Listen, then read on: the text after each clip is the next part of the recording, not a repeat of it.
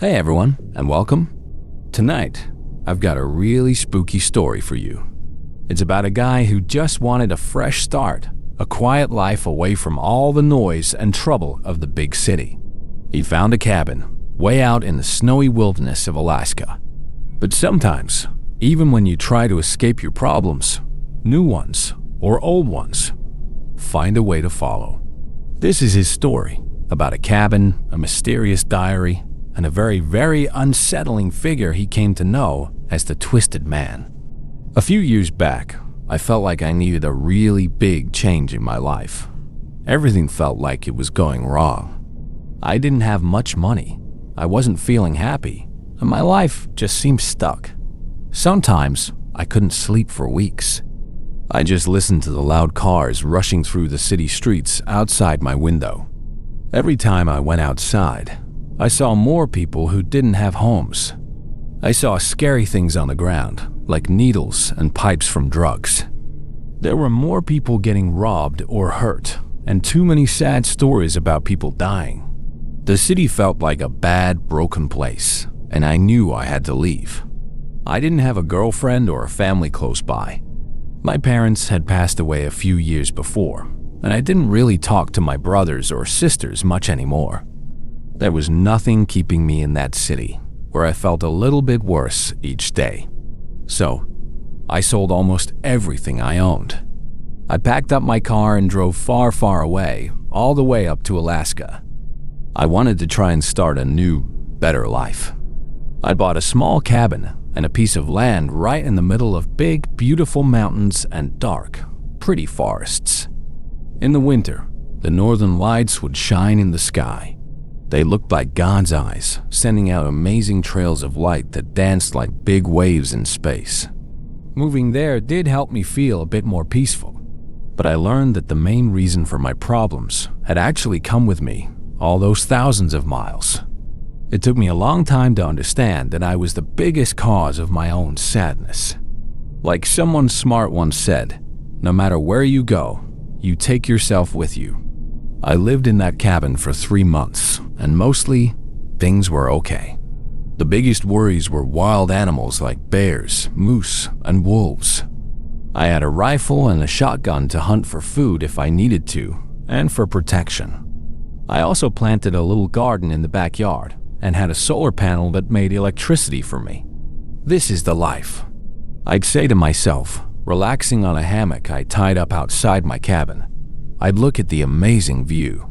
There were tall mountains with white snow on top, looking like giant people standing in front of lots of green pine trees. The fluffy snow made everything sparkle. I couldn't see any other houses or roads. There was no job to worry about, no stress, no dirty air, and no cars honking all the time like in the city. One day, I closed my eyes, breathing in the clean, fresh air. I fell asleep for a couple of hours. I woke up just as the sun was starting to go down. The sky was filled with bright orange colors, mixed with red, like streaks of blood, as the sun disappeared behind the mountains. I felt sleepy as I got up and stumbled over to make a cup of instant coffee. As I drank my coffee, I walked around the room, looking for something to do. The person who owned the cabin before me had left quite a few things behind that I hadn't gotten rid of yet.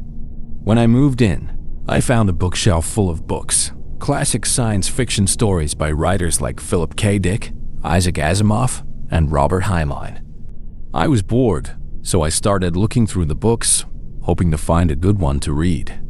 As I looked past some books with titles like A Maze of Death and Ubik, something else caught my attention.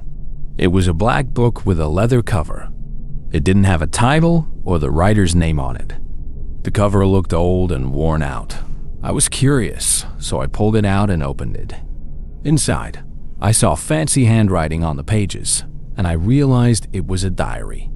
The person who lived here before me had left it behind.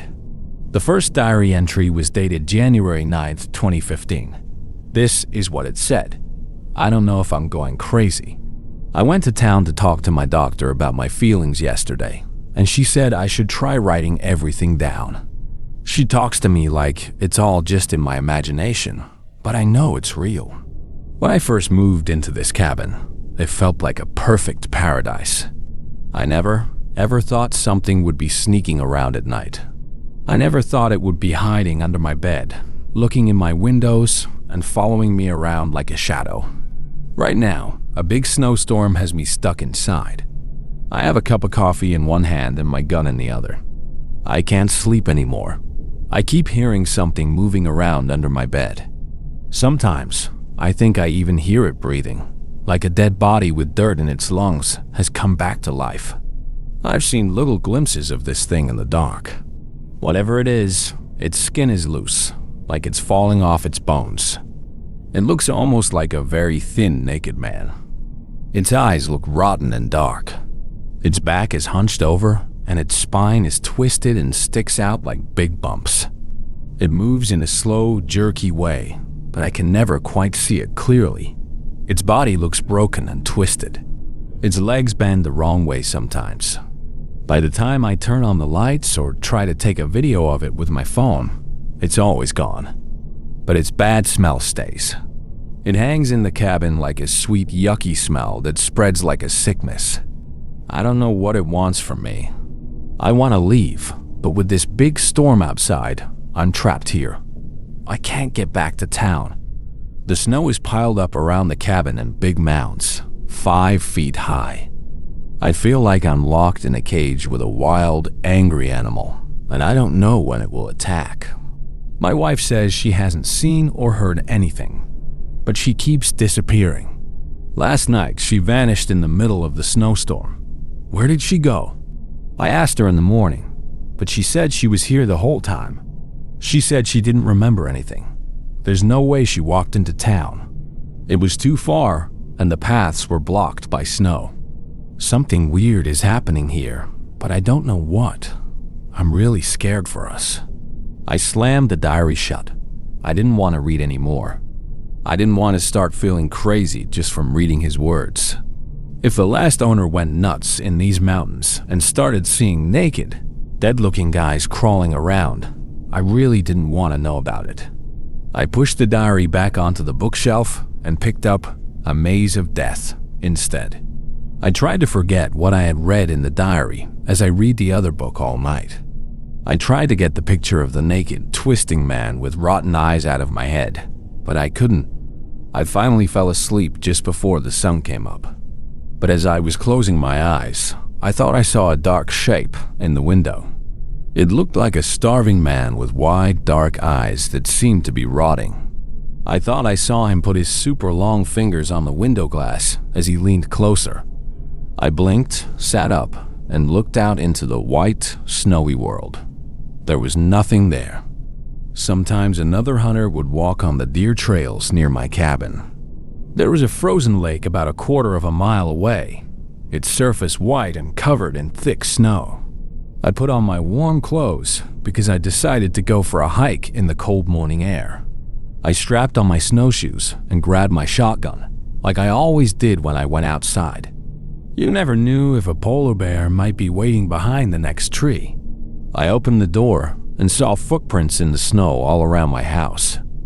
At first, I thought it was that dark shape I'd seen, the scary thing from the diary. But the footprints didn't go to my window.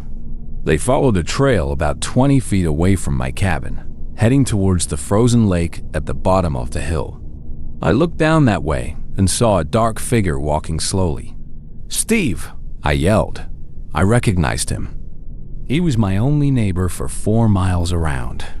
He had a cabin about a mile away on his own little piece of land. He jumped, clearly surprised by my sudden yell. His black snow pants and heavy fur coat made a swishing sound as he spun around, lifting his rifle. When he saw it was me, he quickly lowered his gun and waved in a friendly way. "Hey, Josh, surprised to see you up this early," he shouted. Sounds always seemed different in the snow, like all the noise in the world had been turned down. "Yeah, I've been having a little trouble sleeping," I said, putting my shotgun over my shoulder. "What are you doing, anyway?" "Just a little hunting, you know," he said, winking at me. "Animals are always busiest around sunrise and sunset. That's when I have the best luck." He stepped closer, looking right into my eyes. "You do look tired.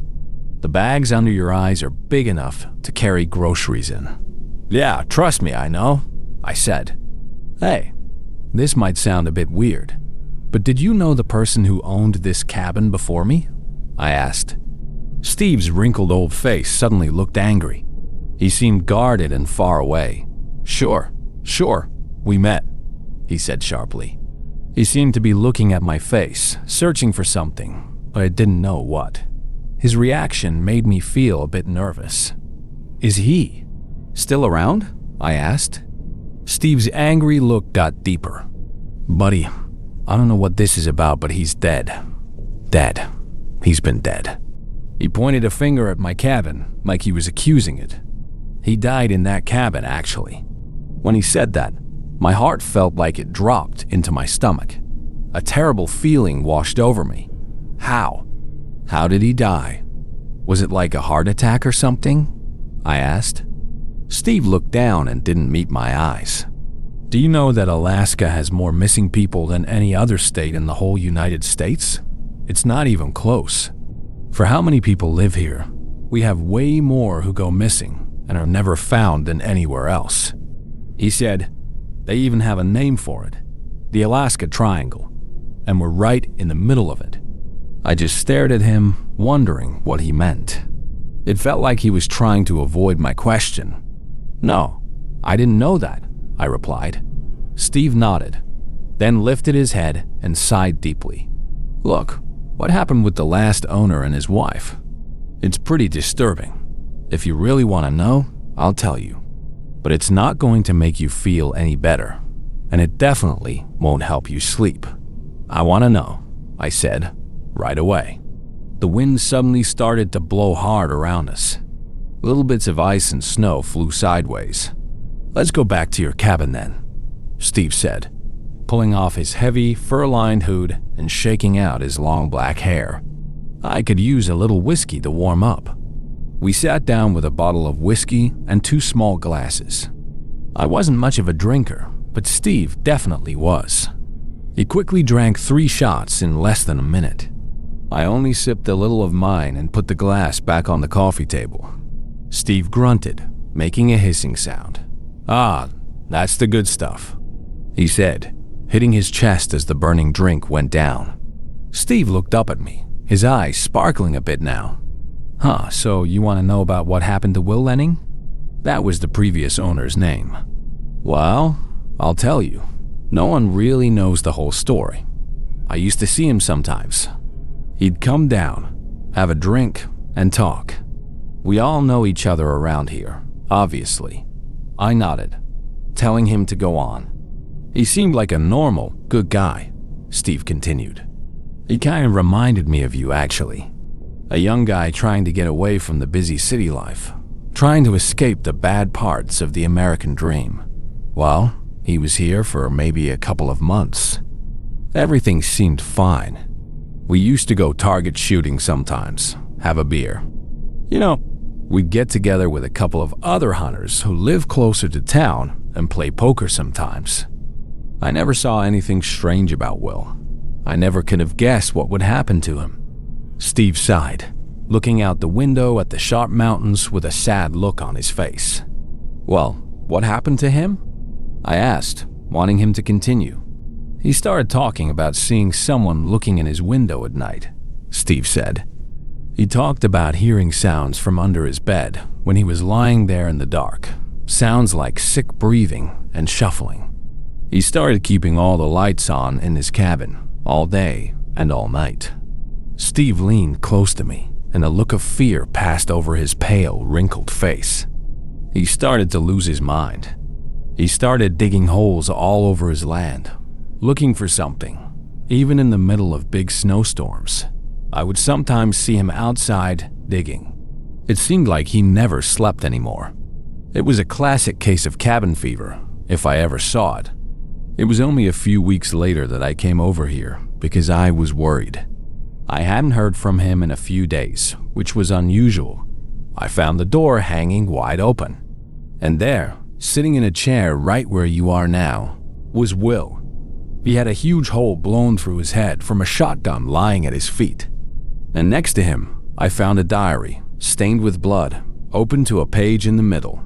The last thing he wrote was messy with blood, but I could still read it. I remember leaning down and reading it. It was only a few sentences long. I glanced over at the bookshelf where I'd found that same diary, but I didn't say anything. Steve continued. It said something like, "I see now what's going on. The twisted man is leading me to the truth.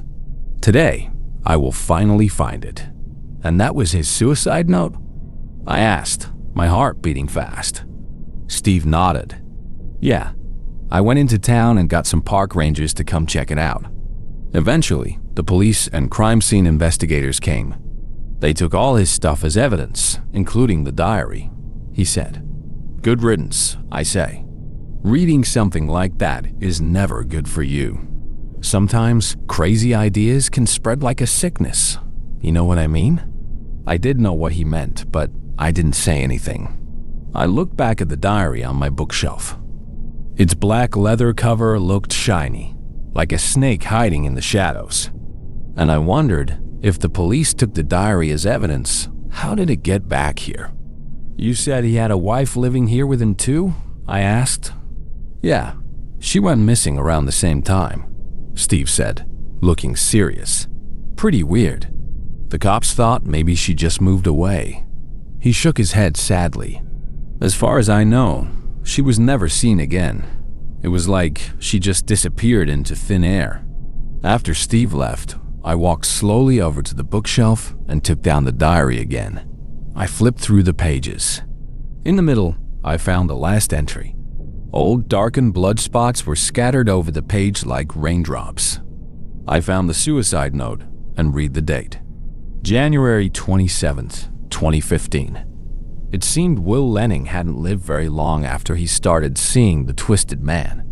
I wondered if the same thing would happen to me. The sun had started to set outside as I sat with the diary at my small kitchen table. I was eating some deer stew and rice. As I read more of the diary, I found out that at the end, Will Lenning said the twisted man had been trying to guide him somewhere. He wrote that the twisted man had actually been trying to protect him from some great evil, not be the source of the evil itself. I scoffed, thinking he was so stupid and that his dumb ideas obviously got him killed. But then, a thought hit me like lightning. What if I was being just as stupid? Maybe I should just grab my gun and anything valuable and leave right now. I could take off on my snowmobile and be in town in a couple of hours. But deep down, I knew I wouldn't leave. Something about the mystery of it all made me want to stay, like a beautiful song pulling sailors towards dangerous rocks. My curiosity was too strong, and I knew I wouldn't be leaving that night. I needed answers, and sadly, I was going to find them. I had fallen asleep holding an empty beer bottle. I was sitting in front of the TV, which only got a signal from a satellite because, of course, there were no TV cables or phone lines running through the forest. All my power came from energy stored from my solar panel. Since I didn't watch TV much and mostly just used power to cook or heat water for washing, I usually had enough energy, even in winter. Tonight, though, I needed the sound of the TV, its mindless flashing lights and colors, and the fake laughter from sitcoms. It seemed to push away the creepy, heavy feeling in the cabin, like a candle pushes away darkness. I woke up suddenly. The TV screen was just showing static, that fuzzy black and white snow. The hissing sound of the static spit from the TV speakers like thousands of snakes. I looked up at the clock. 3:33 a.m. I looked around the dark cabin, confused for a moment. I didn't know what had woken me up so suddenly. The satellite signal had never gone out before, not even with the strong winds and freezing hail of the Alaskan winter. The TV started flickering, like the static was rising up. Black lines moved across the screen. The hissing sound got deeper, like a gurgle. For a second, I thought I heard quiet words behind the static. I thought I heard breathing, slow and sick, like someone drowning. A black line rose across the TV, and a picture appeared. The cabin suddenly became very quiet, except for the shrieking wintry wind outside. I leaned close to the screen, confused about what I was looking at. It looked like a live video feed from a camera in a room. As I looked closer at the details, I realized it was my cabin. I saw myself sitting in the chair, leaning close to the screen. I raised my hand, and the little version of me on the TV screen did the same thing. Ice-cold water seemed to drip down my back as a terrible feeling of dread washed over me. What in the world is this? I whispered, looking back to where a camera would have to be. There was just a plain wooden ceiling in that corner. I turned back to the screen and nearly screamed. The TV now showed a pale, naked man crouching right behind my chair. With jerky, broken movements, he stood up, his spine twisting and shaking. A hissing voice came from the TV speakers. It sounded like it had dirt and crawling bugs in its throat. "He is a killer. The shadow of death," it gurgled. "Many have fallen. Many lie buried all over this forest. You will be next. He is watching you." Long, broken fingers with black fingernails reached out from the screen, trying to touch my shoulders. I jumped out of my chair, stumbling backward. As I spun around in terror, my back smashed into the TV.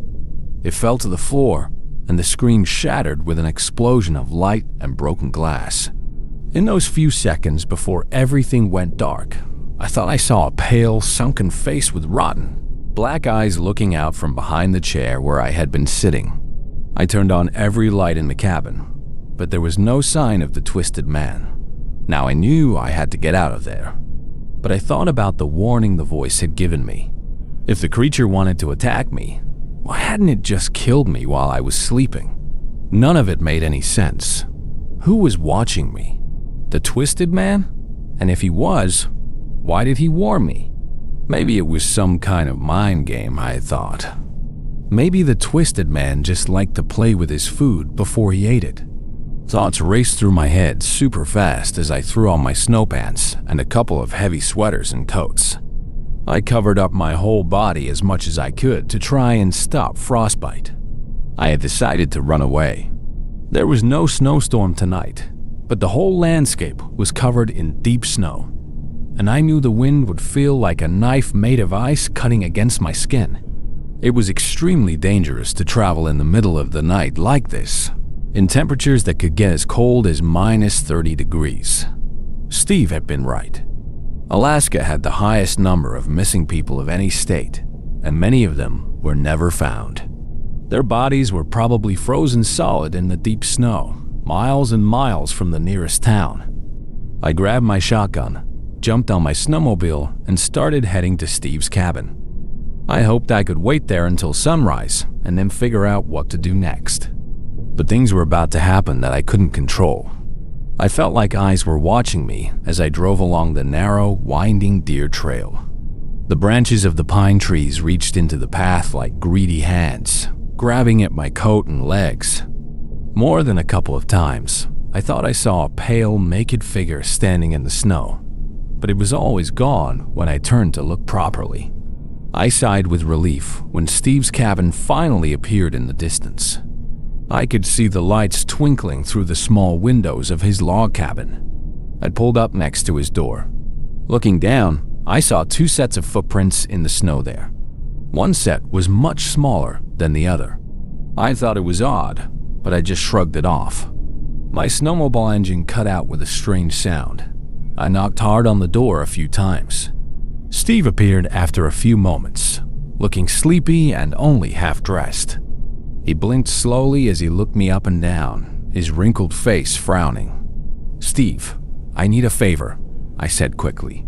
"Something weird is happening in my cabin. Can I stay here until morning? Until maybe I can go to town or something. I can't stay at my place tonight. I just can't." He nodded, yawning, and motioned for me to come in. "You can sleep on the couch, I guess," Steve said. "But put that shotgun somewhere safe, boy." His cabin had a separate bedroom. It was much bigger than my little one-room cabin, though it was still mostly just a combined kitchen and living room. with a small bedroom and a bathroom. He pointed to an old, worn-out couch in the corner and gave me a casual wave as he stumbled back into his bedroom, slamming the door. I couldn't sleep, though. I tiptoed around the room, looking at Steve's bookshelf. He had a very strange taste in books. There were lots of books about Anne Rule and true crime stories. I saw dozens of books about famous serial killers like Ted Bundy, John Wayne Gacy, Richard Chase, Herbert Mullen, Jeffrey Dahmer, and Richard Ramirez. At the end of the shelf, a large black binder stood there. It had no label and looked old and worn. It reminded me of the look of that leather-bound diary for a second, and my heart dropped. But I told myself it was just a coincidence. Yet still, I pulled out the binder, my curiosity getting the better of me.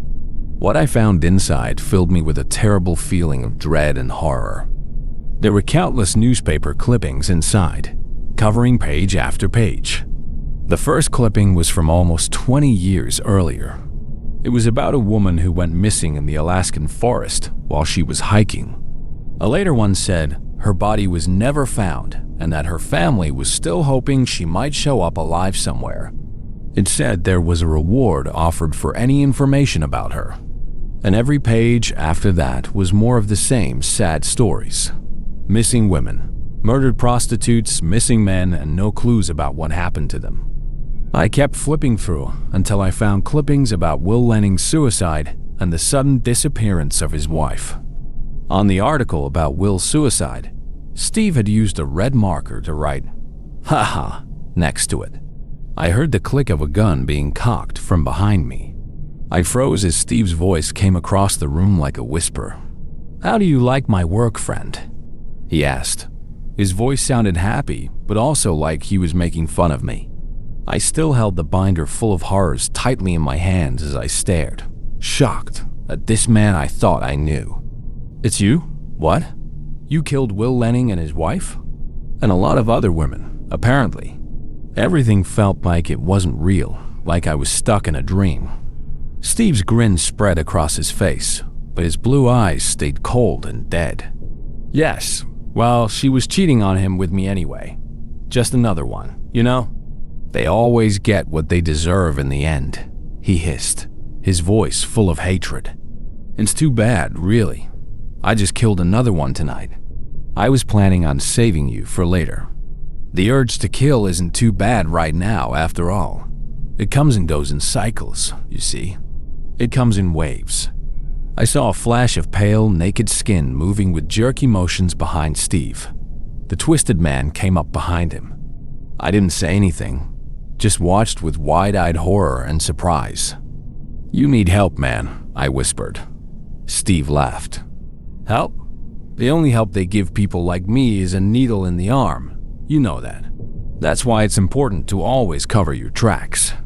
The twisted man ran a long, broken finger across Steve's neck. Steve made a choked cry and jumped. He spun around, screaming. I quickly looked over at my shotgun, which was next to the couch. I jumped for it as Steve turned back to me, firing his pistol twice. The first bullet flew high above me, making wood splinters rain down on my head from the ceiling. But the second bullet ripped into my leg. A cold, burning pain shot like fire up my shin. I screamed in pain and anger as I gripped the shotgun, spun around, and fired. Steve's head exploded as the shotgun slug ripped through his brain. His forehead collapsed like a smashed melon, and bits of bone and blood sprayed the wall behind him. The twisted man stood there, hunched over, grinning up at me. I felt warm blood gushing from my leg as I stared back at him, breathing hard. I wondered if I was dying. You weren't after me at all, were you?" I asked. "You were after Steve?" But the twisted man said nothing. After a long moment, he snuck back into the shadows of the bedroom and disappeared. As night slowly turned into morning, I thought back to the words the twisted man had spoken through the TV. Suddenly, I understood everything. He is a killer, the shadow of death. Many have fallen. Many lie buried across this forest. You will be next. He is watching you. He hadn't been trying to hurt me at all. He had been trying to warn me. He had probably tried to warn Will Lenning and his wife too. I wrapped my leg with gauze from a first aid kit, gritting my teeth against the pain. The wound looked bad and deep, but I could still move my foot, and the bullet had gone clean through the fleshy part of my leg. I poured alcohol on it, screaming in pain as it burned my skin. After looking through Steve's bathroom, I found some strong prescription painkillers and swallowed a handful of them with a beer. I knew I would need the drugs to get through the pain of riding my snowmobile into town with a badly injured leg. As the sun finally rose, I made my way outside, past the blood-stained floors of Steve's cabin, to my snowmobile before I left. I glanced back at that horrible place, the scene of so much pain and death. In the open doorway, the twisted man stood. His back was hunched, and his rotten lips were grinning at me. His hand lifted up into the air with jerky movements and waved. I waved back as I started the engine and headed towards town. And that was Josh's story. Incredible, right? It turns out the monster he thought was hunting him was actually trying to save him from a very real, very human monster. It makes you wonder about the things we don't understand, the guardians we might not recognize. Let me know what you thought in the comments below. It's a chilling reminder that sometimes the most dangerous predators are the ones who look just like us. Stay safe out there, and I'll see you in the next video.